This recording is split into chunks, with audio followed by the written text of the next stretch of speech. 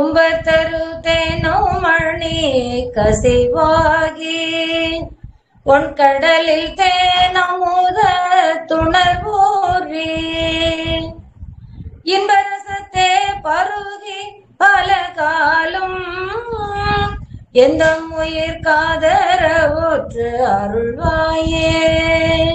தம்பி கணக்காக வனத்து அணைவோனே, தந்தை வளத்தால் அருள் கை கனியோனே, அன்பர் தமக்கான நீலை பொருளோனே, ஐந்து கரத்தானை முக பெருமாளே, எந்த உயிர் காதரவுற்று அருள்வாயே.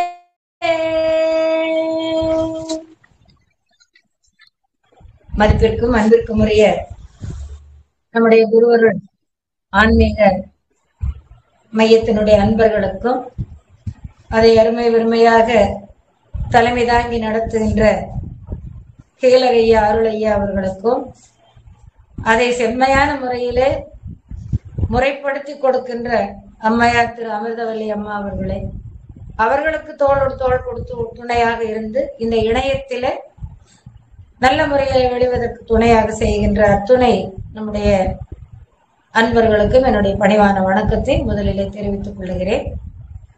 வழக்கம் போல நாம் திருப்புகழிலே ஒவ்வொரு நாளிலும் ஒவ்வொரு தலைப்பு கொடுத்து ஒரு திருப்புகழை பார்த்து வருகின்றோம்.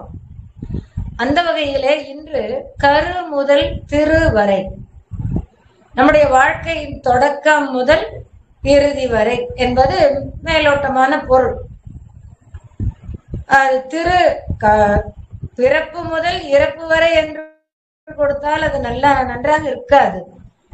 இறப்பு என்ற சொல் வேண்டாம் என்று நாம் திருவடி அடைகின்ற நிலையை சொல்லுகின்ற சொல்லை கொடுத்திருக்கிறோம். திரு என்ன? திரு என்றால் செல்வம், மேன்மை, உயர்வு. ஒரு மனிதனுடைய வாழ்நாள் இறுதியில எப்படி இருக்க வேண்டும்? இறைவன் திருவடிக்கு செல்ல வேண்டும். மோட்சம் என்போம், வீடு வேறு என்போம். அப்படிப்பட்ட நிலையிலே இறைவனுடைய திருவடிக்கு நாம் சென்று சேர வேண்டும். ஏனென்றால் பிறப்பு என்பது ஒரு உயிரானது இந்த உலகத்திலே அதனுடைய வினை பயனால் இறைவன் எந்தெந்த உடம்பில் புகுத்துகிறானோ அந்தந்த உடம்பிலே வந்து பிறக்கின்றது. அப்படி பிறக்கின்ற ஒன்றுக்கு இறப்பு என்பது உலகத்திலே உண்டான இயற்கை நியதி. அந்த வகையிலே மனிதனுக்கு ஆறாவது அறிவு இருக்கின்றது என்ற காரணத்தினாலே அவன் இந்த பூமியிலே பிறந்து வாழ்வாங்கு வாழ்ந்து இறுதியிலே இறைவன் திருவடி சேர வேண்டும் என்பது ஒரு கடப்பாடு. அதுதான் பிறப்பின் பயன். நாம் பிறந்ததனுடைய பயன் என்ன? அதுதான். அதனாலதான் காரைக்கால் அம்மையார் கூட கேட்கின்றார் இல்லையா, பிறவாமை வேண்டும், மீண்டும் பிறப்புண்டே என்றும் மறவாமை வேண்டும், பிறவா நிலை எனக்கு வேண்டும். எல்லா பெரியோர்களும் பிறவா நிலை கேட்கின்றார்கள். அப்படி இன்றைய தலைப்பில கரு முதல் திரு வரை, கருவிலே தோன்றி குழந்தையாக பிறந்து வெளியிலே விழுந்து பூமியை பார்த்து சிறுபருவம் முதலாக வாழ்ந்து உரிய பருவங்களிலே அந்தந்த எல்லா கடமைகளை ஏற்று இறுதியிலே மூப்பு வந்து திருவடி அடையக்கூடிய நிலை நமக்கு. இது ஒரு சக்கரம் போல எல்லாருக்கும் ஒரு நிலை உண்டு. அதிலே இந்த நம்முடைய தலைப்புக்கு உண்டான நம்முடைய திருப்புகளை முதலிலே பார்க்க வேண்டும். அருமையான திருப்புகள். அருணகிரி பெருமான் தானும் குழந்தையாக பிறந்து இறக்கும் வரையில் உண்டான அனுபவங்கள், அதை தவிர தான் பார்க்கின்ற சுற்றத்திலே, தன்னுடைய குடும்பத்திலே, மற்ற குடும்பத்திலே, சுற்றுச்சூழலிலே பார்க்கின்ற செய்திகள், இதெல்லாம் ஒரு மனித வாழ்க்கையில எப்படி நகர்கின்றன என்பதை கொண்டு அவர் அந்த பாடலை பாடியிருக்கின்றார். அருகு நுனி பனி அணைய சிறிய துளி பெரியதொரு ஆகமாகி ஒரு பாலரூபமாய் அருமதலை குதலை மொழி தனில் உருகி அவருடைய ஆயி தாதையார் மாய மோகமாய் அருமையினில் அருமையிட முழுமுழன உடல் வளர ஆளு மேளமாய் பாலரூபமாய் அவர் ஒரு பெரியோராய் அழகு பெரு நடையடைய கிருதுபடு மொழி பழகி ஆவியாய ஓர் தேவி மாறுமாய் விழுசுவரை அறிவையர்கள் படுகுழியை நிலைமை என வீடு வாசலாய் மாட கூடமாய் அணுவளவு தவிடு மிக பிதிரவிட மனமுருகி அணுவளவு தவிடு மிக பிதிரவிட மனம் இறுகி ஆசையாளராய் ஊசிவாசியாய் அவியுறு சுடர் போலே வெறுமிடியன் ஒரு தவசி அமுதுபடை எனும் அளவில் மேலை வீடுகள் கீழை வீடுகள் திடுதிடென நுழைவதன் முன் எதிர்மூடுகி அவர்களோடு சீறி ஞாழி போல் ஏறி வீழ்வதாய் விறகினோடு வருபொருள்கள் சுவரியிட மொழியும் ஒரு வீணியார் சொல்லே மேலதாயிடா விதிதனை நினையாதே. மினுகு மினுகுனும் உடலம் அறமுருகி நெகிழ்வுறவும் வீணர் சேவையே பூணு பாவியாய் மறுமை உளதெனும் அவரே விடும் விடலை அதனில் வருவார்கள் போகுவார் காணுமோ என விடுத்துறவு பெரியவரை மறையவரை விடுவிடன மேளமே சொல்லாய் ஆழி வாயராய் மிடையுற வரும் நாளில் வறுமைகளும் முடுகி வர ஒரு பொருளும் நழுவ சிலவாதம் ஊது காமாலை சோகை நோய் பெருவயிறு வயிறு வலி படுவன் வர இருவழிகள் பீழை சாரிடா ஈழை மேலிடா வழவழன உமிழுமது குழகுழன ஒழுகி விழ வாடி ஊனெல்லாம் நாடி வேதமாய் மனையவள் மனம் வேற மருகமனை உறும் அவர்கள் நனுகு நனுகு எனும் அளவில் மாதச்சி என வாலச்சி என கனவுதனில் ரதமோடு குதிரை வர நெடிய சுடுகாடு வாவெனா வீடு போவெனா வலதழிய விறகழிய உரை குழறி விழி சொருகி வாயு மேலிடா ஆவி போகும் நாள் மனிதர்கள் பல பேச இறுதியோடு அறுதி என உறவின் முறை கதறி அழ ஏழை மாதராள் மோதி மேல் விழா எனதுடைமை எனது அடிமை எனும் அறிவு சிறிதும் மர ஈ முலேலென வாயை ஆவென இடுகு பறை சிறு பறைகள் திமிலையோடு தவிலறைய ஈமதேசமே பேய்கள் சூழ்வதாய் எரிதனில் இடும் வாழ்வே இணையடிகள் பரவும் உனது அடியவர்கள் பெறுவதுவும் ஏசிடார்களோ பாசநாசனே இருவினை மும்மலமும் அற இரவியோடு பிறவியற ஏகபோகமாய் நானும் நீயுமாய் இருகும் வரை பரமசுகம் அதனை அருள் இடைமருதில் ஏக நாயகா லோக நாயகா இமையவர் பெருமாளே என்பது இந்த பாடல். பெரிய பாடல், 862வது பாடல். ஒரு வரியிலே மட்டும் 14, 8, 12, 14, 16, 18 சீர்கள், 18 சொற்கள் ஒரு வரியிலே அமைந்திருக்கின்றது. அப்படி 4 வரி. அந்த 4 வரியில முதல் பாதி ஒரு வாழ்வு, பிற்பாதி மறுவாழ்வு. இதைத்தான் நான், இது பெரிய பாடலாக இருக்கின்ற காரணத்தினாலும் நாமும் பிறந்தது முதல் இருக்கின்ற வரை வாழ்கின்ற இந்த நம்முடைய கதைகளை சொல்லுவதனாலும் இது பெரிய அளவில் இருக்கின்ற காரணத்தினாலே நாம் இந்த கருமுதல் திருவரை என்ற தலைப்பை 2 பகுதிகளாக நாம் பார்க்கலாம். முதலிலே நாம் வாழ்கின்ற இந்த உலக வாழ்க்கையை பற்றி நாம் பார்ப்போம். அதுல எப்படி நடக்கின்ற வகை வருகிறது. அப்போ முதல்ல குழந்தை கருவிலே வந்து சேர்ந்து அதற்கு பிறகு பூமியிலே பிறக்கின்ற நிலை அடைகின்றது. இதிலே பட்டினத்தார் பாடியுள்ளார் உடற்கூற்று வண்ணம் என்ற பகுதி. அதை இதனோடு நீங்கள் ஒப்பு நோக்கினால் அதே போல இருக்கும். இதுவும் அதுவும் ஒன்றாக இருக்கும். இப்பொழுது முதல் வரியில பாதி வரி அருகு நுனி பனியனைய சிறிய துளி பெரியதொரு ஆகமாகியோர் பால ரூபமாய் அருமதலை குதலை மொழி தனில் உருகி அவருடைய ஆயுதாதையார் மாய மோகமாய் அருமையினில் அருமையிட முழு முழுன உடல் வளர ஆளு மேளமாய் வால ரூபமாய் அவர் ஒரு பெரியோராய்.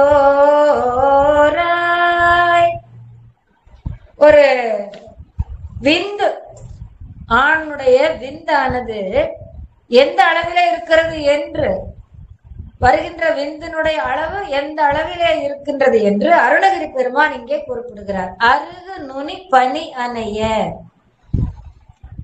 அருகம்புல்லினுடைய நுனியிலே ஒரு பனித்துளி விழுந்தால் எவ்வளவு இருக்கும்? ஒரு துளி. அந்த அளவே ஒரு விந்தானது சிறிய துளி பெரியதொரு ஆகம் ஆகி அன்னையனுடைய கருப்பைக்குள்ளே செல்லுகின்றது. தந்தையினுடைய வயிற்றிலே 2 மாத காலம் இருந்த அந்த சிறு துளியாகிய வந்து தாயினுடைய வயிற்றுக்குள்ளே வந்து 10 மாதங்களாக அது வளர்கிறது. அப்போ உள்ளே போகும் பொழுது சிறு துளியாகத்தான் நமக்கு தெரிந்தது. ஆனால் 10 மாதம் கழித்து அல்லது அதனுடைய வெளியிலே வருகின்ற காலம் வரையிலே பார்த்தோமானால் ஒரு பெரிய உடம்பு எடுத்து அது ஒரு குழந்தையா வருது இல்லையா? நம்ம பார்த்தது புல்லின் நுனியில இருக்கின்ற ஒரு பனித்துளி எந்த அளவு இருக்குமோ அதைத்தான் நமக்கு சொல்லுகின்றார்கள். அதைத்தான் நமக்கு விந்துவாக நினைத்து எல்லோரும் சொல்லுவதை நாம் கேட்கின்றோம். அப்ப பனித்துளி எந்த அளவு இருக்கும் என்பதை பார்த்திருக்கின்றோம். அந்த அளவுதான் விந்து. குறிப்பிட்ட காலம் வரையிலே தாயின் வயிற்றுக்குள்ளே இருந்து வெளியிலே வரும் பொழுது என்னவாக வருகிறது? ஆகம் ஆகி ஓர் பால ரூபமாய் ஆகம் ஆகி வருகிறது. ஒரு உடம்பு ஆகி வருகிறது. ஆகம்னா உடம்பு. அப்போ ஒரு 3 கிலோ எடையுள்ள, உறுப்பிலே குறைபாடு இல்லாமல், உச்சியிலிருந்து பாதம் வரை உறுப்பிலே எந்த குறைபாடும் இல்லாமல் 3 கிலோ எடையுள்ள ஒரு சுகாதாரமான ஒரு குழந்தையாக அது வெளியிலே வந்து பிறக்கிறது.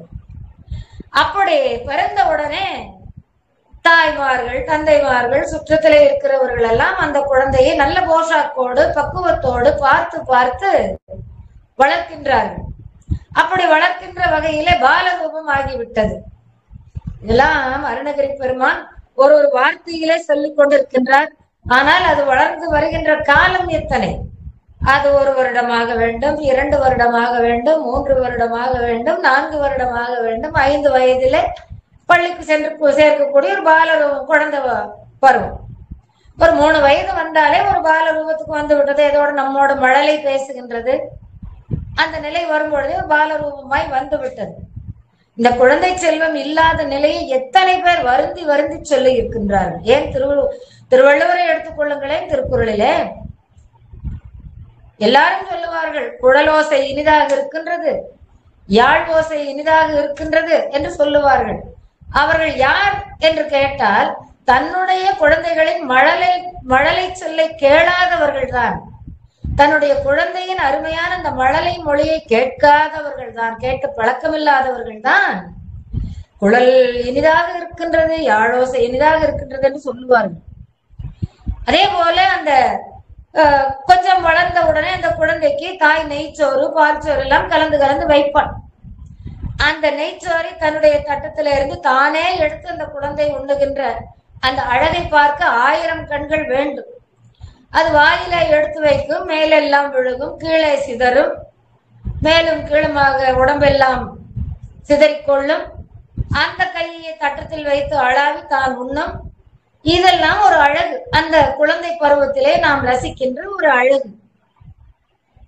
அமிழ்தினும் இனிதே தம் மக்கள் சிறுகை அளாவிய கூழ்பார். அமுது அதனுடைய இனிமை சுவைக்கு ஒன்றுமே சொல்ல வார்த்தையே இல்லை. அதை விட இனிதாம் தன்னுடைய குழந்தை கை வைத்து குதறி குதறி சிதறி சிதறி மேலும் கீழுமாக விட்டு உண்ட உணவு அவ்வளவு அமிழ்தினும் இனியதாக இருக்கின்றதா.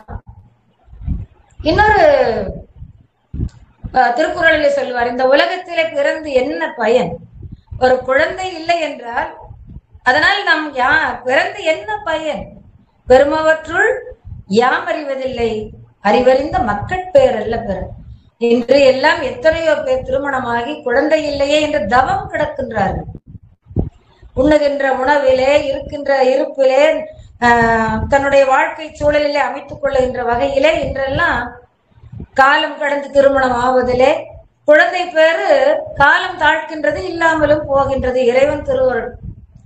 அவர்களெல்லாம் எத்தனை வருந்துகிறார்கள். ஒரு அரசன், அறிவுடை நம்பி என்ற ஒரு அரசன் நாட்டுக்கு அரசன் என்றால் அவன் எவ்வளவு பெரிய செல்வந்தனாக இருக்க வேண்டும், எத்தனை பேரால் மதிக்கப்பட வேண்டும். ஒரு நாளைக்கு அவருடைய ஒரு நேரத்திலே அவரோட வந்து உணவு உண்கின்றவர்கள் அத்தனை பேர்கள் வருவார்கள். அப்ப செல்வம் ஏகபோகமாக கொட்டி கிடக்கின்றது, மக்கள் சொந்தம் ஏகபோகமாக கொட்டி கிடக்கின்றது. 4 வகை படைகள், அரசு, ஆணை, அம்பு, சேனை எல்லாம் இருக்கின்றது. ஆனால் அவருக்கு ஒரு குழந்தை செல்வம் இல்லை. அந்த அரசன் ஒரு கவிஞன். அவன் வருந்தி பாடுகின்றான். அவன் என்ன சொல்லுகின்றான்?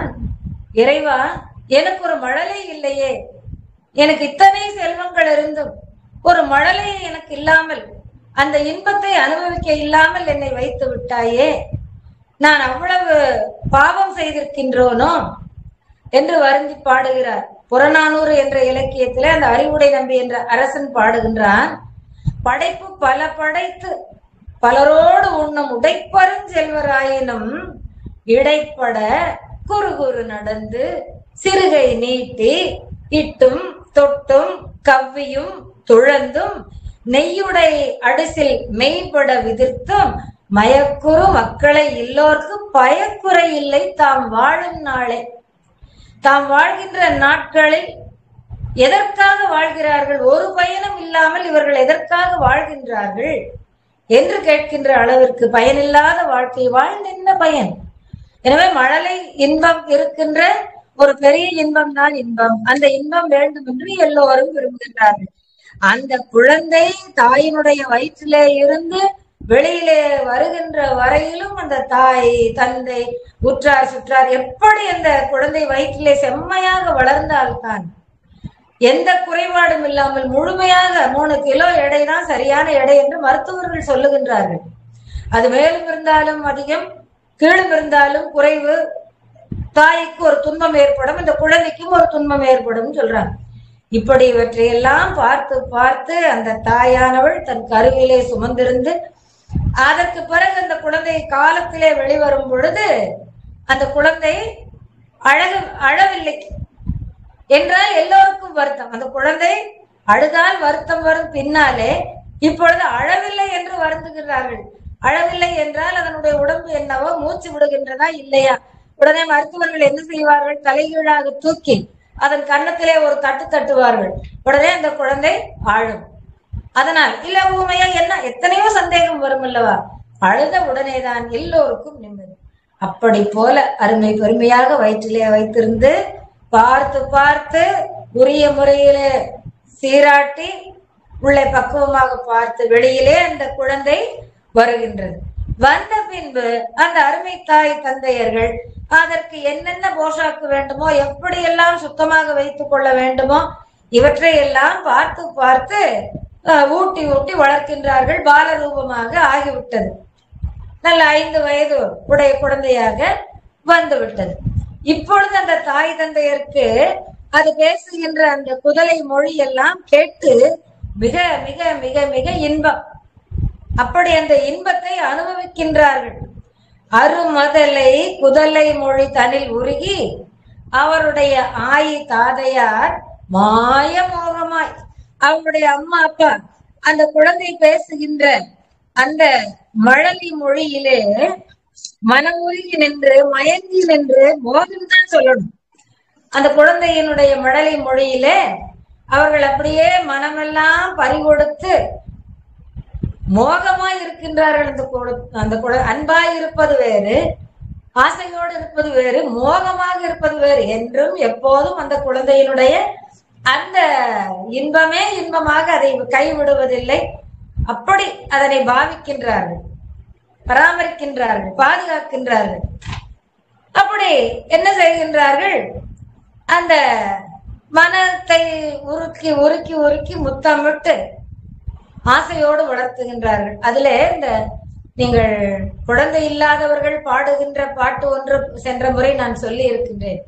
ஜெகமாயை ஊற்றென் அகவாழ்வில் வைத்த திருமாது கர்ப்பம் உடலூரே, அந்த பாட்டுல சொல்லுவாங்க இல்லைங்களா? அந்த மாதிரி வந்து பிறந்த குழந்தை, அந்த குழந்தையினுடைய அன்பிலே மனமுருகி, பாசத்திலே மனமுருகி எடுத்து மடி மீது எடுத்து மார்போடு அணைத்து முத்தித்து உச்சி மோந்து என்னெல்லாம் அந்த குழந்தையை நாம் பாடாய்படுத்துவோம்.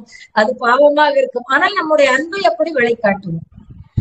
அப்படி அவங்களுடைய அம்மா, அப்பா, ஆய், பாட்டிமார்கள், அம்மாவை பெற்ற அம்மா அப்பாவும் சரி, அப்பாவை பெற்ற அம்மா அப்பாவும் சரி, வருகின்ற உறவினர்களும் சரி, எல்லாருமே அந்த குழந்தையின் மேல ரொம்ப அன்பாக செலுத்தி அதனை என்னது கவனிக்கிறார்கள் என்று சொல்லுவதை விட அந்த இன்பத்தை அனுபவிக்கின்றார்கள். எல்லோருமே தன்னுடைய ஆசையை எல்லாம் அந்த குழந்தை மேலேயே வைத்திருக்கின்றார்கள்.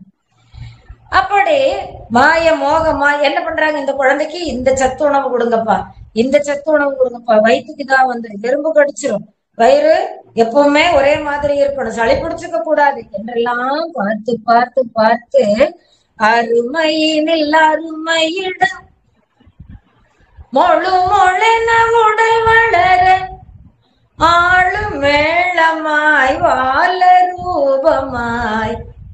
இப்ப பால ரூபமாய் இருந்தது. இவர்கள் இப்படி பார்த்து பார்த்து பார்த்து அருமையினில் அருமையிட, எதெல்லாம் ஊட்டச்சத்து கொடுக்குமோ, எப்படியெல்லாம் அளவோடு கொடுக்க வேண்டுமோ அந்த அளவுக்கு கொடுத்து தூங்க வைத்து எழுப்பி, தூக்கி கொண்டிருந்தாலும் பசி நேரத்துல தெரியாது என்றால் அந்த தாய் அந்த குழந்தையை எடுத்து தேவையானதெல்லாம் ஊட்டி கொடுத்து அப்படி வளர்க்கின்றார்கள். அப்படி ஊட்டச்சத்தோடு ஊட்டி ஊட்டி வளர்க்கின்றார்கள். முழுமளென உடல் வளர்ந்து போச்சு. இந்த குழந்தைக்கு உடம்பு வளர்ந்துருச்சு, உயரத்திலையும் வளர்ந்துருச்சு, அகலத்திலையும் வளர்ந்துருச்சு. முழுமளென உடல் வளர ஆளு மேளமாய், நல்ல ஒரு தடிமனா மேளம் போல, மத்தளம் பார்த்திருப்பீங்கல்ல, வயிறு புடைக்க. இந்த தாய் தந்தையருக்கு ஒரு ஆசை மிகுதியால அளவோடு ஊட்ட தெரிவதில்லை சிலருக்கு. அளவுக்கு அதிகமாக ஊட்டிட்டு அந்த வயிறெல்லாம் பார்த்து ஒரு மாதிரி ஆயிருது. அந்த மாதிரி வளர்ந்துருச்சு. வளர்ந்து என்னவாயிருச்சு? பால ரூபமாய். இப்ப பால ரூபமாய் இருந்தது ஒரு 5 வயது பிராயம், 6 வயது பிராயத்துக்குள்ள. இது பால ரூபமாய் இளமை பருவம் எய்தியது.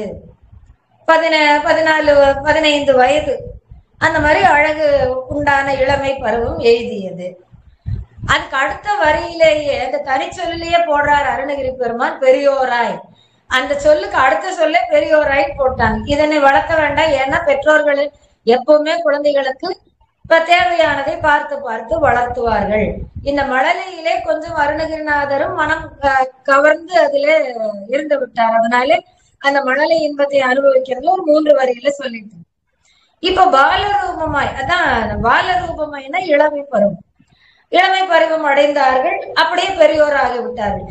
அந்த குழந்தை வளர்ந்தது. அப்பெல்லாம் 5 வயசுல கொண்டு போய் பள்ளிக்கூடம் சேர்த்தணும், இப்பெல்லாம் இல்ல, 5 வயதிலே கொண்டு போய் பள்ளி சேர்த்து அப்புறம் உரிய வகையில கல்வி கற்று 12ஆம் வகுப்பு முடித்தது. அப்புறம் கல்லூரிக்கு போற பருவம் வந்தது. கல்லூரிக்கு போன பருவம் முடித்து வேலையும் கொஞ்சம் பார்த்து தன்னுடைய கைக்கு ஒரு வேலையை வைத்துக் கொண்டிருக்கின்ற பெரியோராக வளர்ந்தது.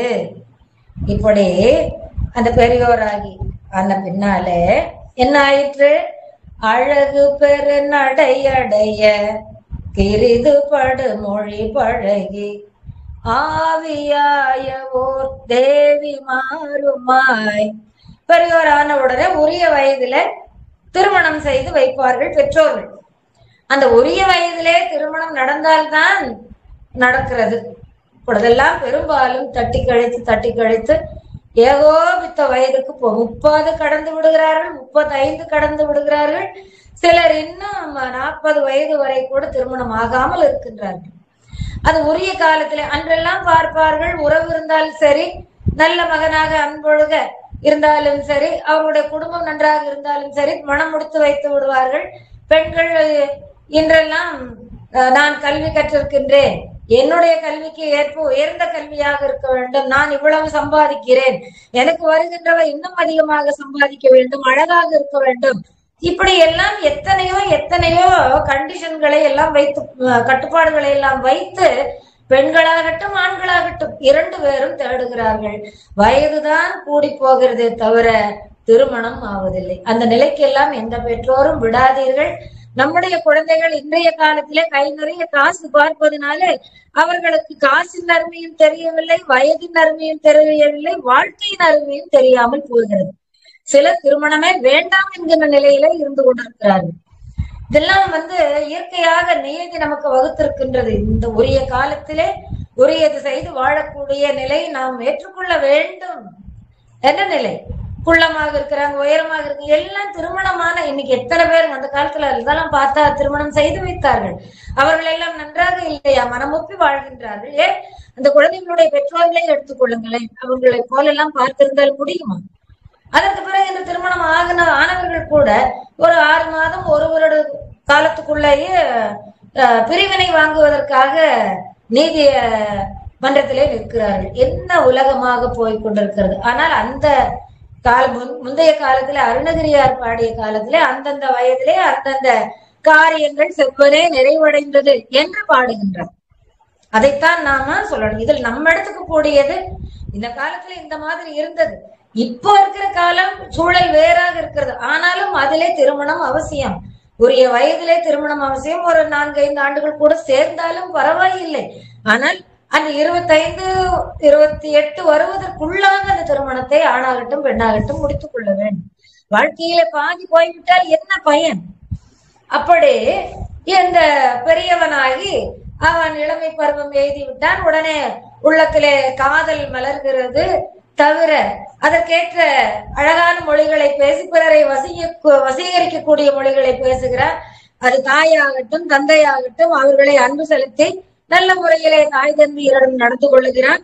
அதற்கு பிறகு காதல் வயப்படுகிறான். காதல் வயப்பட்டு தான் காதலித்த பெண்ணோடு மயக்குகின்ற அளவிலே பேசி மகிழ்ந்து இருக்கின்றான்.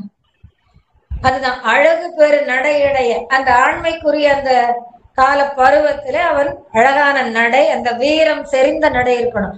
பொங்கன் அப்படி நடந்தா பொண்கள் மாதிரி வெட்கப்பட்டு நடந்தால் அதுல ஆண்மை இல்லை வீரம் இல்லை என்று எந்த பெண்ணும் ஏறெடுத்து கூட பார்க்க மாட்டாள். நல்ல வீரத்தோடு கம்பீரமாக நடை பழகி அப்படியே பிறரை மயக்குகின்ற அளவுக்கு மொழி பேசிக்கொண்டு திரிகின்றான். ஆவியாயவோர் தேவி மாறுமான்.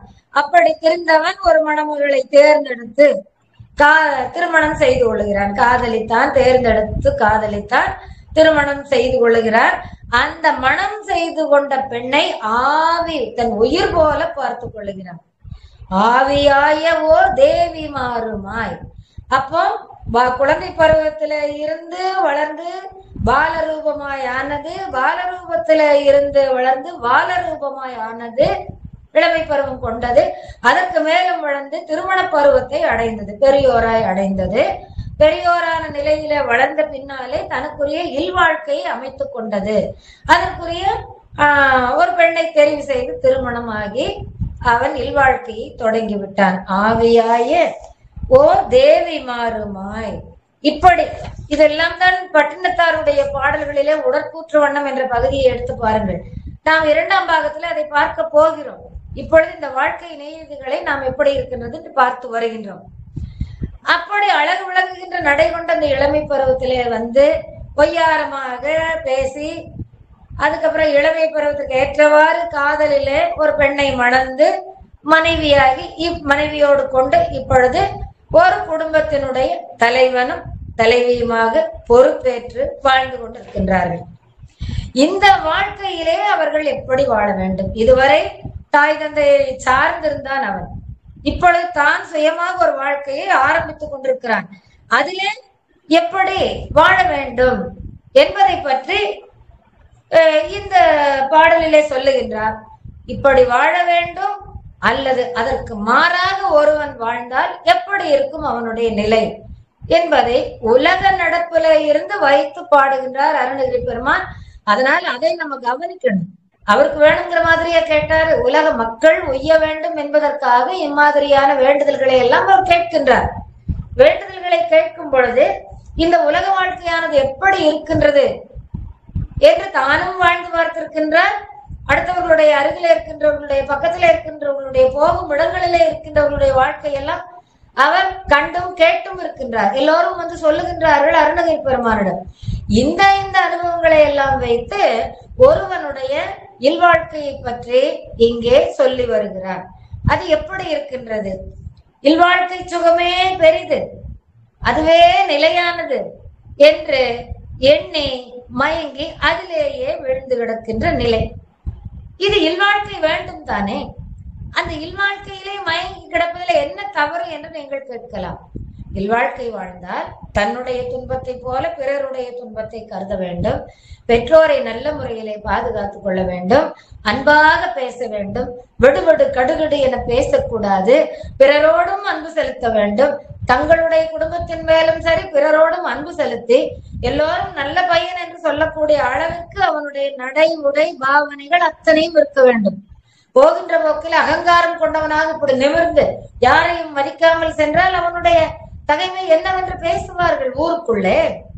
என்னப்பா இந்த பையன், பார்த்தா இப்பதான் பிறந்தான், வளர்ந்தான், இப்பதான் இருக்கிற மாதிரி இருக்கு. அப்பா அம்மாவுடைய சொத்தெல்லாம் இவன் அபகரிச்சு கொண்டு அப்பா அம்மாவை பாக்குறது இல்ல. இன்னைக்கு இருக்கிற முதியோர் எல்லாம் அன்னைக்கு இல்ல. அன்னைக்கு வீட்டினுடைய ஒரு மூலையில உட்கார்த்தி வைத்து விடுவார்கள். ஒரு ஈய தட்டம் வைத்திருப்பார்கள், அதுலதான் சோறு வைப்பாங்க. அது ஈ மொய்த்து கொண்டு அது பாட்டுக்கு அந்த கிழவனும் கிழமையும் ஓரத்துல உட்கார்ந்து இருப்பாங்க. அந்த காலத்துல அந்த மாதிரி வேண்டாதவர்கள் என்றால் ஒரு தாய் தந்தையை வேண்டாதவர்கள் என்று நினைத்தவர், வெறுப்பாக நினைத்தவர், இப்படி இருக்கின்றவர்கள் அப்படி. ஆனா இன்றைக்கு முதியோர்களும் இருக்கிறது, அதுல கொண்டு விட்டுறாங்க. அப்படியெல்லாம் இல்லாமல் அன்பு செலுத்தி தன்னை 10 மாதம் சுமந்திருந்து பெற்ற தாய் அல்லவா, அந்த தாயும் தகப்பனும் நம்மை எப்படி வளர்த்தார்கள், வளர்த்து ஆளாக்கி இருக்கின்றார்கள். அவர்கள் இல்லாவிட்டால் நமக்கு இந்த வாழ்க்கை ஏது என்று அவர்களுடைய நன்றியை நினைந்து பார்க்க வேண்டும். ஒருவர் கேட்கின்றார், நீ தானே பெத்தவங்க வளர்த்துறது கடமை இல்லை, ஏன் பெத்த வளர்த்து? இப்படியெல்லாம் நாம் இன்று பலவாறாக கேட்கின்றோம். பல இடங்களிலே அப்படியான சொற்களை பேசிக் கொண்டிருக்கிறார்கள், வெறுப்பாக இருக்கின்றார்கள். அப்படி இருக்க வேண்டிய அவசியம் இல்லை. எல்லோருக்கும் மூப்பு வரும் என்பது இயல்பு. எல்லோருக்கும் அந்த நேரத்திலே எந்த காரியமும் செய்ய முடியாது என்பது இயல்பு. அதற்குத்தான் மக்கள் இருக்கின்றார்கள். அந்த நேரத்திலே பார்த்துக் கொள்வதற்கு என்ற அந்த உறுதி நெஞ்சோடு பெற்றோர்கள் அந்த குழந்தைகளை வளர்த்திருப்பார்கள். அதனாலே நாம் அப்படியெல்லாம் நம்முடைய தாய் தந்தையரை இகழ்ந்து, மாமன் மாமியை இகழ்ந்து பேசக்கூடாது. அவர்களுக்கு உண்டான அந்த வயதின் மூப்புக்கேற்றவாறு நோய் நொடி இல்லாமல் பார்த்து கொண்டு அன்போடு 2 வார்த்தை பேசினாலே அவர்களுக்கு எந்த நோயும் வராது. தனிமையிலே இருக்கின்றோமே, இப்படியெல்லாம் துன்பப்படுகின்றோமே என்ற எண்ணமே வராது. இங்கு அப்படிப்பட்ட ஒருவன் என்ன செய்கின்றான்? இல்வாழ்க்கை சுகமே பெரிது என்று மனைவியோடு சேர்ந்து கொண்டு மனைவியே பார்த்து கொண்டு இருக்கின்றான். அப்போ அம்மா அப்பா மாமன் மாமி இவர்களை எல்லாம் அதிகமாக பார்ப்பதில்லை, மற்றவர்களோடும் அன்போடு பேசுவதில்லை. ஒரு கஞ்ச பிசுனாரியாக இருந்து கொண்டு எங்கே மற்றவர்கள் பேசினால் ஏதேனும் அவர்களுக்கு கொடுக்க வேண்டி வந்து விடுமோ, இப்படியெல்லாம் ஒரு தீமையான எண்ணத்தோடு மயங்கி இந்த உலக வாழ்க்கையில மயங்கி பொன் சேர்க்க வேண்டும், பொருள் சேர்க்க வேண்டும் என்று பொன்னை தேடி பொருளை தேடி ஓடிக்கொண்டிருக்கிறார். இன்றெல்லாம் பொன்னை தேடி போக முடியுமா? 85 ரூபாய் ஆகிவிட்டது. 85,000 ரூபாய் ஒரு பவுன். நினைத்து பார்க்க எங்கோ இருக்கிறோம். ஆக இந்த பொன் பொருள் சதம் என்று பின்னாலேயே ஓடிக்கொண்டிருக்கிறார்களே தவிர அன்பினால் இந்த உறவுகளை கவனிப்பதை விட்டு விட்டான். மற்ற எந்த காரியம் ஒருவருக்கு ஒன்று கொடுக்க வேண்டும், ஒருவரை அனுசரிக்க வேண்டும், நாமும் அனுபவிக்க வேண்டும், பிறருக்கு ஒரு துன்பம் வந்தால் என்னவென்று கேட்டு முடிந்த அளவிற்கு உதவி செய்ய வேண்டும். இந்த எண்ணங்கள் எல்லாம் விட்டுவிட்டு அவன் மனைவியோட இருப்பது பெரிய சுகம் என்று, பொன் பொருளை தேடி செல்வதே பெரிய சுகம் என்று வாழ்ந்து கொண்டிருக்கின்றான். எந்த நேரத்திலும் விழப்போகின்ற சுவர் இந்த உடம்பு. இந்த உடம்பானது எந்த நேரத்திலே எப்போது விழும் என்று சொல்ல முடியாது. நீங்கள் நினைக்கலாம் இளமையாக இருக்கிறது, சிறுவயதாக இருக்கிறார், இவருக்கு இப்பொழுது எப்படி இறப்பு வரும், இவர் நம்மோடு எப்போதும் நிலைத்திருப்பார். இந்த எண்ணம் எல்லாம் இன்று பார்த்தீர்களானால் எத்தனை நீங்களே கண்காட்சியாக பார்த்திருப்பீர்கள். சிறு குழந்தைக்கு முதலாக அனைத்து பேருக்கும் சிறு வயது பாலகர்கள் முதலாக இளம் பருவத்தில இருக்கிறவர்களுக்கு, திருமணம் ஆகாதவர்களுக்கு எல்லாமே கூட திருமணமாகி கொஞ்ச நாள்ல தான் வாழ்ந்திருக்கிறாங்க. எல்லாருக்குமே இந்த இதய துடிப்பு நின்று விடுகின்ற ஒரு நோய் வருகிறது. ஏன் வருகிறது, எதற்கு வருகிறது தெரியாது. திடீர்னு எல்லாருமே எங்க வீட்டுக்காரர் இப்பதான் இருந்தாரு, எங்க குழந்தை இப்பதான் இருந்தது, எங்க அக்கா இப்பதான், இந்த மாதிரி என்ன ஹார்ட் அட்டாக் வந்துருச்சு, என்னவென்றே தெரியாது. இப்படியான நிலையில இன்றெல்லாம் நோய்கள் இறக்கின்ற நிலை ஏற்படுகின்றது. இது வெள்ளிடை மலை. இது ஒன்றும் நாம் மறைமுகமாகவோ அல்லது வேண்டா வெறுப்பாக மேலோட்டமாக சொல்லுவது அவசியம் இல்லை. இப்படி வாழ்ந்து வருகின்ற நிலையிலே இது பெண்ணினுடைய உடம்பு, இது ஆணினுடைய உடம்பு, இது எத்தனை நேரத்திற்கு தாங்கும்? விழு சுவர், விழுக போகின்ற சுவர் என்று நினைக்காமல் இதே வாழ்க்கையாய் சொந்தம் பந்தம் பணம் என்று நினைத்து அதுவே இன்பம் என கருதி வாழ்க்கையை ஓட்டிக் கொண்டிருக்கின்றார். அது அந்த ஒருவனுக்கு சொல்றது மட்டுமல்ல, நமக்கு எல்லோருக்குமே சொல்லலாம். சொந்த பந்தம் என்றும் துன்பம் இன்பம் என்றும் மந்த மதியாலே நினைத்திருந்தேன், உன் மலர்பாதாரம் மறந்து விட்டேன் ஐயா, உண்மையை இன்றுதான் உணர்ந்து கொண்டேன். அப்ப இத்தனை நாள் வாழ்ந்த வாழ்க்கை என்ன? கண்ணிருந்தும் குருடாய் இருந்து விட்டேன். கண்ணிருந்தும் குருடு, காதிருந்தும் செவிடு, இப்படிதான் வாழ்க்கை. அதை நினைத்து ஒரு நேரமாவது இறைவனை வணங்க வேண்டும். இவ்வளவு பெரிய அற்புதமான வாழ்க்கையை கொடுத்திருக்கின்ற இறைவனுக்கு நாம் நன்றி சொல்ல வேண்டும் அல்லவா? ஒரு நன்றி சொல்லி ஒரு நிமிடம் கண்ணை மூடி 2 கைகளையும் எடுத்து இறைவனை வணங்கி ஒரு நன்றி சொல்லிவிட்டு வர வேண்டும். இறைவனை வணங்குகின்ற வேலையே இல்லை, இறைவனை நினைக்கின்ற வேலையே இல்லை என்றால் எப்படி அந்த உள்ளத்திலே அன்பு மேலிடும்? தாய் தந்தை மேலே, மற்றோர் மேலே எப்படி அன்பு மேலிடும்? இறைவனிடம் செலுத்துகின்ற அன்புதான் நமக்கு அஸ்திவாரம். அவரிடம் செலுத்துகின்ற அன்புதான் மற்ற மக்கள் மேல் செலுத்துகின்றதற்கு ஆதாரமாக இருப்பது. அதை பல நேரங்களிலே உணர்வதில்லை. பணம் பணம் பணம் என்று கையிலே வைத்துக் கொண்டு அதை பார்த்து கொண்டு எண்ணிக்கொண்டு என்ன சாப்பாடு கூட சாப்பிடுவதில்லை. இன்றைய குழந்தைகள் சமைப்பதே இல்லை. பணம் இருக்கிறது, சொல்லி அனுப்பினால் ஒருவன் இருக்கின்றான், அதற்கென்றே வேலை செய்ய அவன் கொண்டு வந்து கொடுத்து விட்டு போகிறான். காப்பியை ஆர்டர் செய்து வாங்குகின்றார்கள். என்ன ஐயா, இரவு 12 மணிக்கு பிரியாணி கடைக்கு போய் பிரியாணி சாப்பிடுவது இன்றைய ஒரு நாகரீகம். என்ன நாகரிகம்? ஒரு கல்லூரியிலே படிக்கின்ற மாணவன் ஆகட்டும் மாணவியாகட்டும் காதல் வாய்ப்படுவது ஒரு நாகரிகம் என்று வைத்துக் கொண்டிருக்கிறார்கள். அந்த காதல் வாய்ப்பட்டு அந்த பெண்ணும் ஆணும் போகவில்லை என்றால் வாழ்க்கையிலே ஏதோ ஒரு குற்றம் செய்தது போல இருக்கின்றார்கள். அப்படி இருந்தால்தான் அவர்கள் கல்லூரி பருவத்தை நல்ல முறையில கழிக்கின்றார்களாம். என்னப்பா என்ன இது, என்ன மாதிரி போய்கொண்டிருக்கிறோம். எந்த ஒரு குழந்தையும் நம்மால் கட்டுப்படுத்த முடியவே இல்லை. தாயாகட்டும் தந்தையாகட்டும், அடே இப்படி செய்யாதே, அம்மா இப்படி செய்யாதே, யாரும் கேட்பதாக இல்லை. இப்படிப்பட்ட நிலையிலே இப்பொழுது இந்த ஒரு மகனை பற்றி தான் பார்த்து கொண்டிருக்கிறோம்.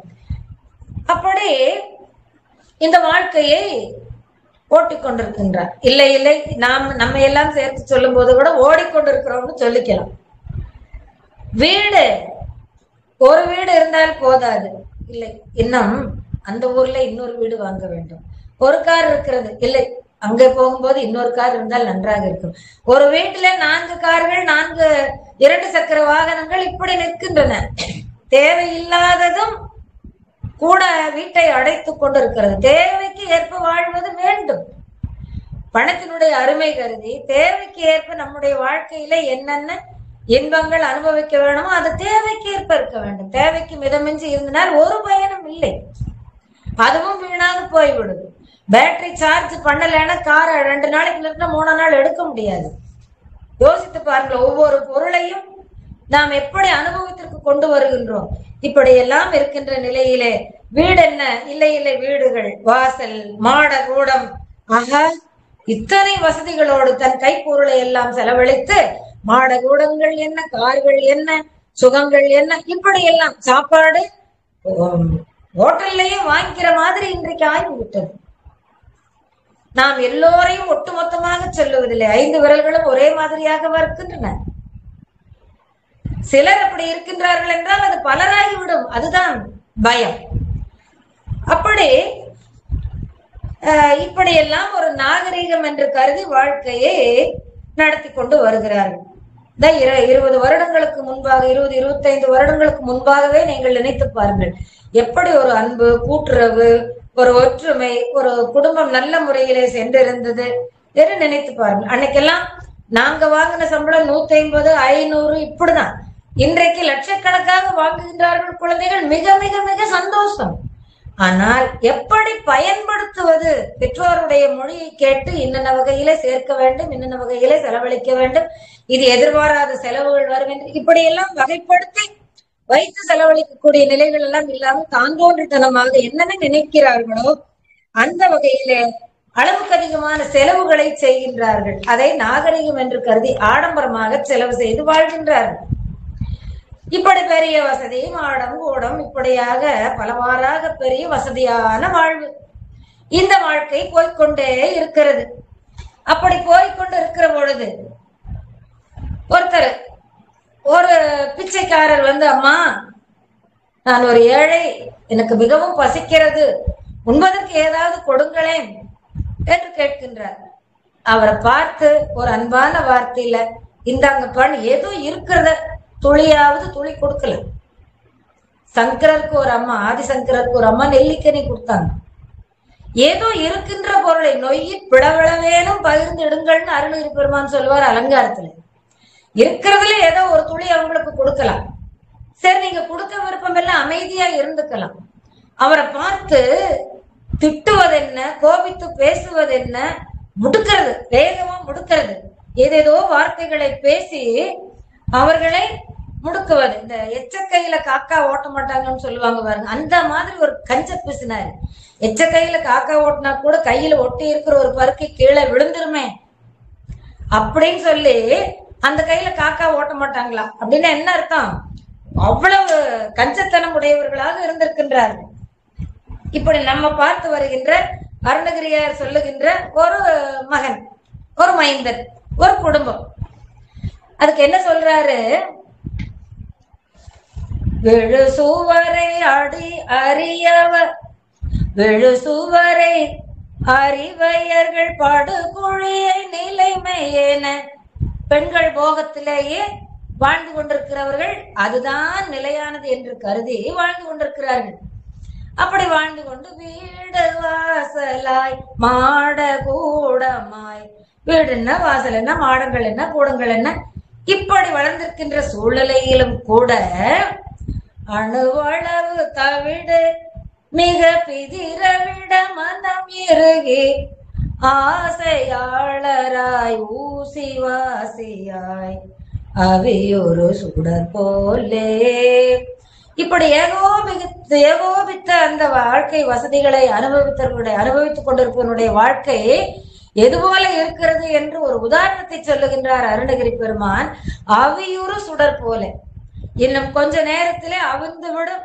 அப்படி அவிழ்ந்து விடும்னா எரியாமல் போய்விடும். அந்த கடைசி நேரத்துல இருக்கின்ற எண்ணெயில அந்த திரி தனக்குள்ள இருக்கின்ற எண்ணெய் பசியில சுடர் விட்டு எரியும். கொஞ்ச நேரத்துல அது வங்கி இல்லாமல் போகும். அப்படிங்கிற மாதிரி இவர்களுடைய வாழ்க்கை அமைந்திருக்கின்ற. கொஞ்ச நேரத்துல விழுந்து போகும் இந்த வாழ்க்கையெல்லாம். யாருமே இருக்கின்ற பொருளை பணத்தினுடைய குணம் என்ன தெரியுமாமா? பிறருக்கு கொடுப்பது ஒரு குணம், தாங்களும் அனுபவிப்பது இரண்டாவது குணம், 3 இழத்தல் அதனுடைய குணம். யாரேனும் ஒருவர் இல்லை என்று வந்து கேட்டால் கொடுக்க வேண்டும், கொடுத்து உதவி செய்ய வேண்டும். இல்லை உங்களால் சும்மா கொடுக்க முடியல, இந்தப்பா இப்ப வச்சுக்கோ, அப்புறமா எனக்கு திருப்பி கொடுத்துரு, அப்படியாவது கொடுக்கணும். அது ஒரு குணம் பணத்துக்கு. 2வது நாம் அனுபவிக்கணும். நம்ம கையில வச்சிருக்கிறோம் இந்த பணம், நம்ம அனுபவிக்கணும், அளவோடு அடக்கமாக அனுபவிக்கணும். தேவையில்லாத ஆடம்பரங்கள் தேவையில்லை.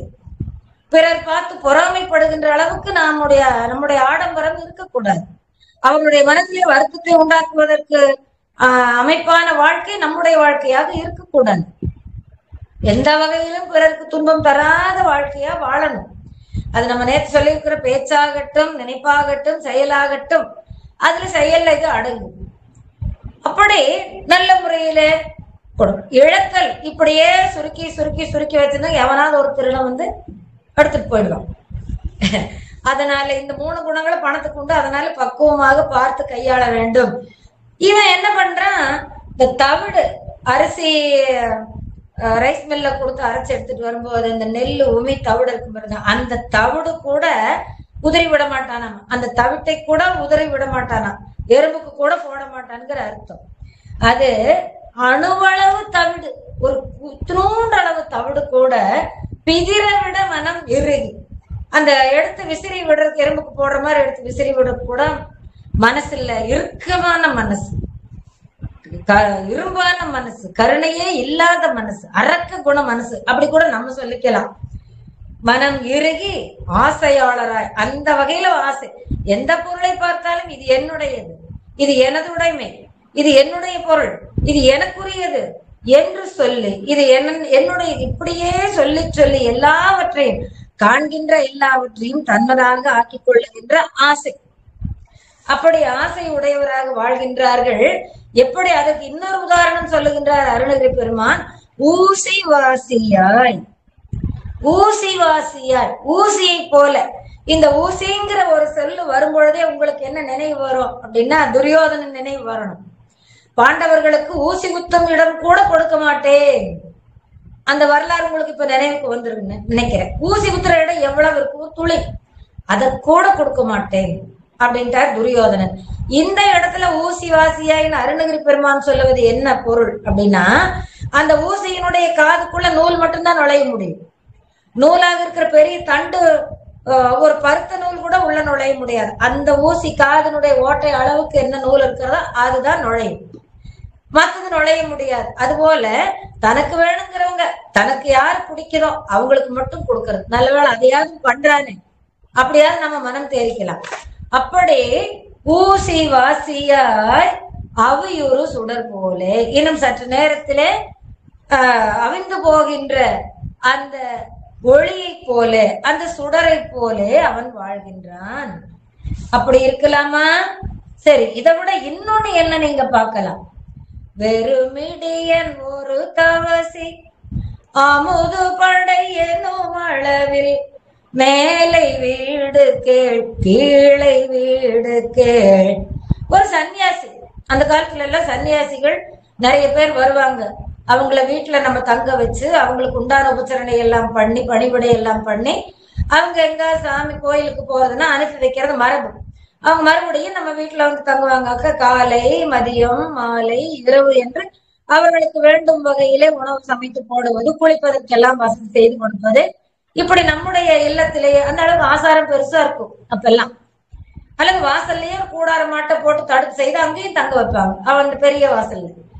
அப்படி போல இந்த காலத்திலே இவன் வாழ்கின்ற வாழ்க்கையிலே இவனிடம் ஒரு சன்னியாசி வந்து, அப்பா அமுது படை, அமுது என்ன சாப்பாடு போடப்பா, சாப்பாடு இருந்தா கூடப்பா என்று கேட்கின்ற அளவுக்கு இவன் என்ன, எப்பா போயா போய் வரு, அந்த வீட்டுல மேல் வீட்டுல போய் கேளு, இல்ல அங்க என்ன பாருங்க கீழ் வீடு இருக்குது அங்க போய் கேளு, இங்கெல்லாம் வந்து கேட்காது. எப்படி முகத்தை வச்சு சொல்றாங்க.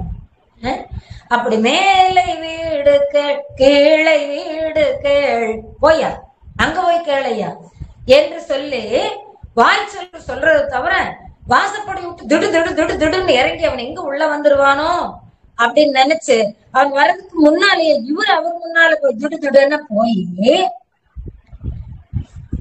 நாய் போல சீறி விடுகிறார். அதை அப்படியே சொல்றார், அப்படியே சொல்றார் அருணகிரி பெருமான். என்னவென்று, வேறு மிடியன் வறுமையாளன், மிடின்னா வறுமை, ஒரு வறுமையாளனோ அல்லது ஒரு தவசியோ ஒரு சன்னியாசியோ அமுது படை எனும் அளவில் என்று சொன்ன உடனே மேலை வீடு கேள் கீழை வீடு கேள் என்று வாய்ச்சல் வாயில் இருக்க சொல்லிக்கொண்டே இவன் தன்னுடைய வீட்டுல இருந்து இறங்கி திடு திடு திடுன்னு வேகமா வர்றாரு. எங்க அவன் நமக்கு உள்ள வீட்டுக்குள்ள வந்துருவானோ என்று நினைத்து வேக வேகமாக திடு திடுன்னு வந்து அவர் முன்னே நின்று கொண்டு நாயை போல சீறி சீறி சத்தம் போட்டு சண்டை போடுற மாதிரி திட்டுகின்றான். திடு திடென நுழைவதன் முன் எதிர்முடுகி அவர்களோடு, எங்க அவங்க திடுதிடுன்னு உள்ள வந்துருவாங்களோங்கிற பயத்துல இவனே எதிர்முடுகி வேகமாக எதிரில் போய் நின்று கொண்டு சீறி ஞாழி போல் ஏறி வீழ்வதாய் சொல்றாங்கல்ல, கிராமத்தினுடைய வாய்ச்சல் வழக்க பழக்கத்துல இப்படி ஏறிட்டு வந்து சண்டை போடுறான் அப்படின்னு அந்த வார்த்தையை அப்படியே பயன்படுத்தி இருக்கிறார். ஏறி வீழ்வதாய். இப்படி இருக்கிற காலத்துல யார் சொல்லை அவர்கள் கேட்பார்கள்? வேண்டாதவர்கள் யாராவது வருவாங்க, அவங்க சொல்லத்தான் கேட்டிருப்பாங்க. அந்த வேண்டாதவர்கள் யார் அப்படின்னா அந்த குடும்பத்தானுக்கு, அந்த இல்லறத்தானுக்கு மகிழ்ச்சி தரும் மாதிரி பேசி அவனுக்கு அன்பு செய்யற மாதிரி இருந்து கொண்டு அவனிடமிருந்தே அவனுடைய சொத்துக்களை அப்படியே உறிஞ்சிருது. கூட இருந்தே குழி பறிக்கிறான்னு சொல்லுவோம் இல்லை நம்முடைய நடைமுறை பழமொழி. அந்த மாதிரி அவனோடு இருந்து கொண்டே அவனை வஞ்சித்து அவனுடைய செல்வங்களை எல்லாம் கவருகின்ற ஒரு நண்பன். அப்படிப்பட்ட நண்பன் தான் கிடைப்பான் அவனுக்கு. அப்படி அவங்க வீணியார் சொல்ல வீண வெட்டிய கோயில் திண்ணை, அந்த காலத்துல கோயில திண்ணை கட்டி வச்சிருப்பாங்க. கோயில் திண்ணையிலையும் வீட்டு திண்ணைகள் உட்கார்ந்து வந்து பேசிட்டு இருப்பாங்க, கூடி கூடி நியாயம் பேசிட்டு இருப்பாங்க. அவர்களுக்கு வீணர்கள் என்று பெயர் வைத்திருக்கின்றார் அருணகிரி பெருமான். நான் வைக்கல, அருணகிரி பெருமான் வைத்திருக்கின்றார். அப்படி விறகினோடு வரு பொருள்கள் சுவரிட மொழியும் ஒரு வீணியார் சொல்லே மேலதாயிடா. அவங்க சொல்லையே இவர் ரொம்ப பெருசா நினைச்சுக்கிட்டு அவங்க சொற்படி கேட்கறது. அது என்ன ஆகும்? இவங்க கிட்ட இருக்கிற சொத்தெல்லாம் மெதுவா மெதுவா மெதுவா மெதுவா மெதுவா மெதுவா கரைஞ்சு போகும். யார் கரைப்பார்? அந்த உடன் பிறந்தே கொல்லும் வியாதின்னு ஒரு பழமொழி இருக்குது இல்லைங்க, அதன் மாதிரி கூட இருந்து கொண்டே அவர்கள் குடிவழிக்கின்ற வகையிலே அவனுடைய செல்வத்தை எல்லாம் கவருகின்றார்கள். ஏன்னா இவன் யாரும் கூட மற்றவங்க சான்றோர்களோடவோ பண்பாளர்கள் கூடவோ பழகுவதில்லை. எப்பேற்பட்ட சன்னியாசிகள் வந்தாலும் அவர்களுக்கு ஒன்றை கொடுப்பதில்லை. அப்படி ஒரு கஞ்ச பிசினாரியாக உலோபியாக இருந்து கொண்டு யாரோடும் பழகாமல் இருந்து கொண்டு தனிப்பட்ட முறையிலே தான் நினைத்ததை செய்வேன் என்ற வகையிலே இருந்து கொண்டிருக்கிறவனுக்கு அவனுடைய குணத்தை அறிந்து வீணா போய் இந்த வீண் சொற்களை பேசிக்கொண்டு சம்பாதிக்க வழி இல்லாமல் ஒரு ஆண்மகனுக்கு என்ன அழகு? ஒரு வேலைக்கு சென்று பொருள் தேடி வந்து குடும்பத்தை காப்பாற்றணும், அது அழகு. இதுகளுக்கு அந்த வேலையே இல்லை. வெட்டி நாயம் பேசிக்கொண்டு திண்ணையில உட்கார்ந்துருப்பாங்க. அந்த மாதிரி இருக்கிறவங்களுடைய உறவுதான் இவனுக்கு கிடைக்குது. அப்போ அவனுடைய பேச்சு கேட்டு நாட்பட நாட்பட நாட்பட இவர்கள் சொத்தெல்லாம் கரைந்து விடுகிறது. அப்படிப்பட்ட நட்பு இருந்தாலும் அப்படிதான் அமையும். இப்போ திருடனை போல வந்து சொத்தெல்லாம் எடுத்துட்டு போயிடுவான், திருடிட்டு போயிடுவான். அவன் திருடன், இவன் வீணன். பேசி பேசிய அவர்களுக்கு உகந்த மாதிரி பேசியே அவங்களுடைய சொத்தையெல்லாம் எப்படி செலவழித்து தனக்கு என்ன வகையில ஏற்றுக்கொள்ள முடியுமோ அப்படியெல்லாம் செய்கின்ற ஒரு வீணன். வீணையார் சொல்லே மேலதாயிடா. அவங்க பேச்சுதான் இவருக்கு மேல நிற்கும்.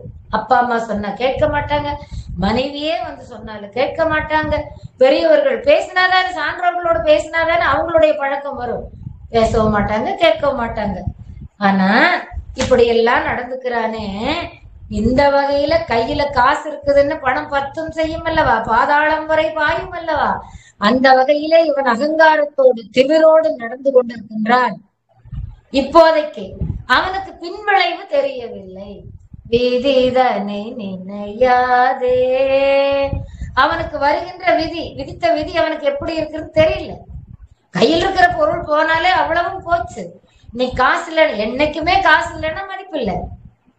அருள் இல்லாருக்கு அவ்வுலகம் இல்லையா, இல்லாகியாருக்கு பொருள் இல்லாருக்கு இவ்வுலகம் இல்லை. வள்ளுவ பிறந்தகை எத்தனை காலத்துக்கு முன்னால சொல்லி வச்சுட்டு போயிருக்கிற சொல்லி இது. அப்ப எத்தனை அனுபவம் அந்த உலகத்துல அவர் பார்த்திருப்பாரு, எத்தனை பேருடைய அனுபவம் பார்த்திருப்பாரு. அதனால்தான் இது எழுதி வைக்கிறாரு. அப்ப அந்த காலத்திலேயே அப்படி இருக்கிறது. பாடுபட்டு பணத்தை புதைத்து வைக்கின்ற கேடு கெட்ட மானிடரை கேளுங்கள். நீங்க பாடுபட்டு பணத்தை எல்லாம் சேர்க்கிறீங்க, உற்றார் உறவினர் அன்பு பண்பு எதையும் பார்க்காம சேர்த்து சேர்த்து தனக்கும் பயன்படுத்திக்காம மத்தவங்களுக்கும் கொடுக்காம புதைச்சு புதைச்சு வைக்கிறீங்க. ஒரு நாள் நீங்க திடீர்னு செத்து போயிட்டா பாவிகால் யாரே அனுபவிப்பார் அந்த பணம்? கூடு விட்டு ஆவி போன பின்னாலே பாவிகால் யாரே அனுபவிப்பார் அந்த பணம்? நீங்க மறைச்சு வச்சிருக்கிற யாருக்காவது தெரியுமா? இல்ல அம்மா அப்பாவுக்காவது தெரியுமா? இல்ல மனைவிக்காவது தெரியுமா? சரி இவர் போயிட்டாரு, இனிமேலாவது நாம பணத்தை எடுத்து அனுபவிக்கலாம், மத்தவங்களுக்கு கொடுக்கலாம், உதவி செய்யலாம்னு நினைச்சு அவங்க எடுக்கிறதுக்கு மண்ணோடு மண்ணாங்க போய்விடும். அப்படி போல அதுதான் விதி. இந்த உலக வாழ்க்கையிலே ஒரு சக்கரம் சுற்றி வரும் பொழுது பாதி வரை ஒரு வாழ்க்கை, மீதி பாதி வரை ஒரு வாழ்க்கை. இன்று நன்றாக இருக்கின்றவர்கள் கொஞ்சம் துன்பம் அனுபவிக்க வேண்டியது வரும். இன்று துன்பம் அனுபவிக்கின்றவர்கள் நாளை நன்றாக வாழ்கின்ற வாழ்க்கையை அனுபவிக்க வேண்டிய காலம் வரும். அதுதான் நியதி, அதுதான் விதி, இறைவன் வகுத்த விதி. சிலர் நல்ல ஊழ்வினை காரணமாக எல்லாருக்கும் எல்லா காலத்திலும் எல்லா நிலைகளும் உயர்வாகவே இருக்கும். அது புண்ணியம் செய்தவர்களுக்கு. எல்லாருக்கும் அப்படி இருக்கும் என்று சொல்லிவிட முடியாது. அதுவும் இந்த மாதிரி கஞ்சனுக்கு அப்படி இருக்கும் என்று சொல்லவே முடியாது. ஆண்டவன் பார்த்து கொண்டே இருப்பான் அல்லவா? இயற்கை எந்தெந்த இடத்துல யார் யாரை எப்படி எப்படி தட்ட வேண்டுமோ அந்தந்த இடத்துல அப்படி எப்படி தட்டும். பிரபஞ்சம் என்றாலும் இயற்கை என்றாலும் இறைவன் என்றாலும் ஒன்றுதான். இந்த பிரபஞ்சத்தை பார்த்து நாம் அதனோடு நம்முடைய எண்ணங்களை கலக்கின்றோம் என்றால், இயற்கையாக விளங்குகின்ற இறைவனை பார்த்து நாம் அவனோடு கலந்திருந்து அவனை நம்முடைய மூச்சுக்குள்ளே எடுத்து நம்முடைய உயிருக்குள்ளே வைத்துக் கொண்டு அவனோடு நாம் பேசுகின்ற பேச்சு, வேண்டுகின்ற வேண்டுதல் எல்லாம் நமக்கு நிறைவேற்றி தருவான். நம்முடைய வாழ்க்கையின் நியதி பார்க்கின்றான். அன்போடு, பண்போடு, பாசத்தோடு, நேசத்தோடு, பிறருக்கு உதவுகின்ற தன்மையோடு. இதெல்லாம் தான் வாழ்கின்ற வாழ்க்கை. இல்வாழ்க்கையினுடைய தாற்பயமே இதுதான். அப்படி வாழ வேண்டும் என்று நினைக்காமல் இவன் ஏதோ தன்னுடைய வாழ்க்கை தான் பெரிது என்று பிறருக்கு எந்த உதவியும் செய்யாமல், தானும் அனுபவிக்காமல், வெறும் கையை கூட ஒரு தவிட்டை கூட விசிறிவிட மனமில்லாமல், கருங்கல் மனமும் கசிந்து உருவனும் சொல்லுவாங்களே, அப்படி கருங்கல் மனமாக இருந்து கொண்டு, அரக்க மனமாக இருந்து கொண்டு வாழ்கின்றார். இப்படி வாழ்கின்றவன் எதையும் நினைக்கவில்லை, விதிதனை நினையாதே. இது இந்த ஒரு பாடலினுடைய 2 வரி. நான் மொத்தம் 4 வரி பாட்டு, இது 2 வரி முடிஞ்சிருக்குது. இது ஒரு பாகம். இந்த பாகத்தை மறுபடியும் அந்த பாடலாக சொல்லி நாம் நிறைவு செய்வோம். அடுத்த பாகத்தை நாம் அடுத்த நாளிலே காண்போம். இப்ப நீங்க இந்த பாட்டை, திருப்புகழ் பாட்டை எடுத்து நீங்க திருப்புகழ் நூல்ல பாக்குறீங்க. மறுபடியும் ஒரு தரம் பார்க்கிறோம். இப்ப கருவிலிருந்து பிறந்து இவன் வாழ்ந்து கொண்டிருக்கிற வாழ்க்கை வரையில பார்த்து கொண்டு வந்திருக்கிறான். இன்னும் திருவுக்கு வரவில்லை. இனிமேல் தான் பாதி வாழ்க்கைக்கு மேலேதான் எப்படி திருவுக்கு போவோம், எப்படி வீடு வேற்றை நினைப்போம். வீடு வேற வேண்டும் என்றால் இறைவனை எப்படி வழிபட வேண்டும். எடுத்த உடனே இன்னைக்கு ஒரே ஒரு நாள் சாமி முன்னால் நின்று, சாமி நான் உன்னை வணங்குறேன்னா அத்தனை சீக்கிரம் பக்குவப்பட்டு விடுமா நம்முடைய மனம்? நாம் இன்னும் ஞானிகளா, ரிஷிகளா, முனிகளா, இல்லை சித்தர்களா? அப்படி இல்லை. நாம் மனித வாழ்க்கையில இருந்து கொண்டு வாழ்ந்து வருகின்றோம் என்றால் அந்த படிப்படியாகத்தான் நமக்கு அந்த பக்குவம் வரும். அப்ப இறைவனை நினைந்து கொண்டிருக்க வேண்டும். எப்பொழுது கருவிலே இருக்கின்ற காலத்தில இருந்து நினைந்து கொண்டு வந்திருந்தால்தான் நமக்கு அந்த நிலை கிடைக்கும். கருவாகி பிறந்த நாள் முதலாயின்னு திருநாவுக்கரசர் அழகன ஒரு பாட்டு சொல்லுவார், மாணிக்க வாசகர் ஒரு பாட்டு சொல்றாரு. அது நாளைக்கு பார்ப்போம் பகுதியில. இப்போ அந்த பாதி பாடல், அதாவது நம்முடைய பாதி வாழ்க்கை, அதாவது முதல் பாகம் என்ன சொல்லுகிறார்? இப்பொழுது நான் அந்த பாடலை அந்த 2 வரியை படிச்சா உங்களுக்கு பொருள் விளங்கும். அருகு நுனி பனி அணைய சிறிய துளி பெரியதொரு ஆகம் ஆகி ஓர் பாலரூபமாய். பெரியதொரு ஆகம்னா என்ன? ஒரு சின்ன பனி போல துளி வந்து அந்த 3 எடையுள்ள அதிக அழகான ஒரு குழந்தையாக உச்சி முதல் பாதம் வரை அந்தந்த உறுப்புகளிலே எந்த குறைபாடும் இல்லாத குழந்தையாக வந்து அது பூமியிலே பிறக்கின்றது. அப்படி ஆகமாகி உடல் எடுத்து ஒரு பாலரூபமாய், இந்த உடல் எடுத்து பிறந்த பின்னாலே அவங்க தாய் தந்தையர் பாலரூபம் வரையில வளர்க்கிறாங்க. வளர்க்கும் போது அது ஒரு 10 மாசம் கழிச்சு 11ஆவது மாசத்துல இன்னைக்கு எல்லாம் குழந்தைகள் தத்தி தத்தி ஏதோ ஆகும்னு வளருது. அதுல இருந்து ஒரு 3 வயது காலம் வரை அதனுடைய மழலை மொழி கேட்கலாம். அருமதலை கூதலை மொழி தன்னில் முருகி அவருடைய ஆயிதாதையார் மாய மோகமாய் அருமையினில் அருமையிட மொழு மொழென உடல் வளர ஆளு மேளமாய் வால ரூபமாய் அவர் ஒரு பெரியோராய். இந்த ஒரே வரியில குழந்தை விந்து சொல்லி, குழந்தையா வந்தது சொல்லி, பால ரூபத்தை சொல்லி, இளமை பருவத்தை சொல்லி, திருமண பருவத்துக்கு வந்துட்டத சொல்லுகிறார். பெரியோருங்கிற வரையில இந்த ஒரு வரியில அந்த பிறப்பு முடிச்சிருக்காரு, பிறப்பும் வளர்ச்சியும். அதுக்கப்புறம் பெரியோரான பின்னால இளமை பருவத்துக்கு வந்த பின்னால அழகு பெரு நடை அடைய கிரிது படு மொழி பழகி ஆவியாயோ தேவி மாறுமாய். திருமணமாகிவிட்டது. விழு சுவரை அறிவையர்கள் படுகுழியை நிலைமை என வீடு வாசலாய் மாட கூடமாய். மனைவியோட காலம் கழித்து கொண்டு சம்பாதிக்கின்றான். வீடு வாசல் என்று பெரிய அளவிலே, மாடகூடம் என்று பெரிய அளவிலே வந்து விட்டான். பணக்காரனாக வந்து விட்டான். அந்த நிலையில் அவன் குணம் எப்படி இருக்கிறது? அணுவளவு தவிடு மிக பிதிரவிட மனம் இறுகி ஆசையாளராய் ஊசி வாசியாய் அவியொரு சுடர் போலே.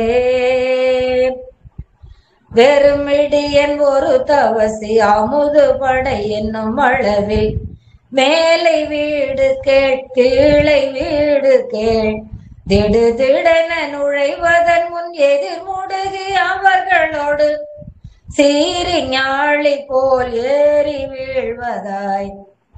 விறகினோடு வரு பொருள்கள் சுவரியிட மொழியும் ஒரு வீணியார் சொல்லே மேலதாயிடா விதி தன்னை நினையாதே.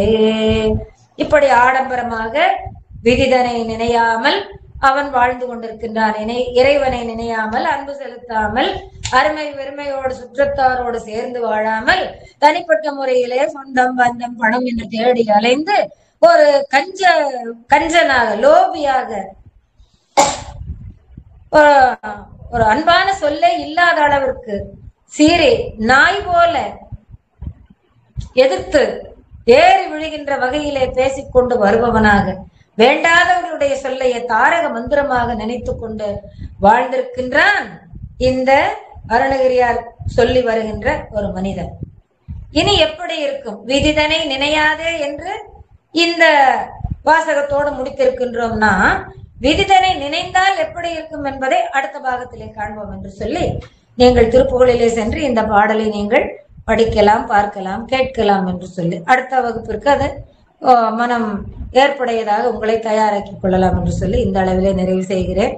நன்றி, வணக்கம்.